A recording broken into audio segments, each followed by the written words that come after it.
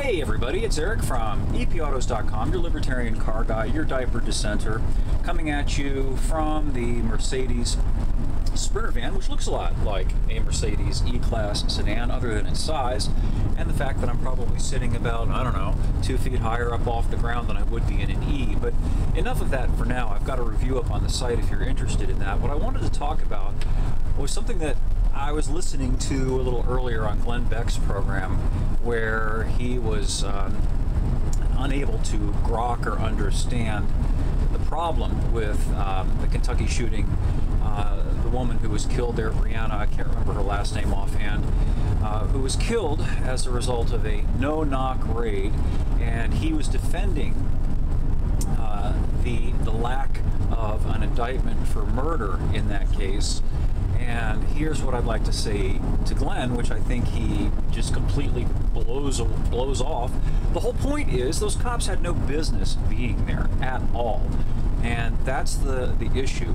If I were to floor it right now and drive this Mercedes at 100 miles an hour and run over a girl walking across the street, do you think I'd be charged with murder? Probably I would be charged with vehicular manslaughter minimally.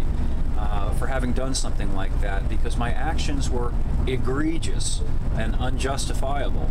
Now, is it not egregious and unjustifiable to, at 3 o'clock in the morning, bang on the door of the wrong place, and then without people immediately saying, okay, come on in, do what you want, startled people responding with gunfire, as apparently in this case, and then the result of that being that somebody who didn't commit any crime at all to initiate this winds up dead? Who's the responsible party here?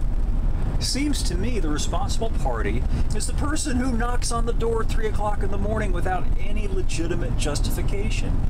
If I went over to my neighbor's house at 3 o'clock in the morning and started banging on the door and then kicked it in and started screaming and got shot or fired at, and if I then returned fire and killed somebody within the house, I think I'd be facing a murder charge.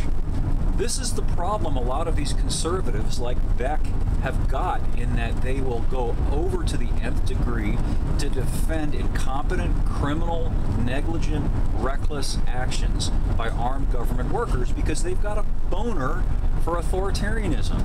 That's the thing that differs, or separates, I should say, a conservative like Beck, who sometimes styles himself as a libertarian, which he's not, from authentic libertarians such as your humble narrator, who think that the only time it's legitimate to engage in violence is defensively. So Brianna's boyfriend, who I think was the person who shot back, was responding defensively to aggressive violence that had no lawful justification, and that's the problem here. Now, I say this as somebody who despises the thuggery of the Black Lives Matters movement. It's got nothing to do with it. That's a whole separate issue. It's been completely screwed up, conflated with nonsense. Just as the face diapering thing is premised on nonsense, it has nothing to do with legitimate health issues. That's got nothing to do with it. The point is, cops really ought to be responsible for getting the right address before executing the warrant. And if they go to the wrong address, then it's on them what happens.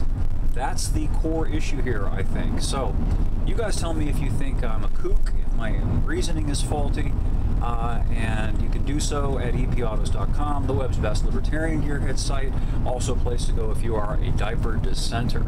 So, thanks as always for listening to the rants, reading the articles, and supporting the site, and we'll catch up with you again soon.